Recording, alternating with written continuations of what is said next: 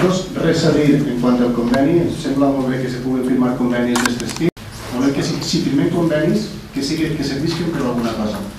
I si dic això és perquè ens fa molt d'acord que se ens ompli a la boca que anem a ajudar a les famílies, que anem a utilitzar les vivendes buides que té l'IPSA,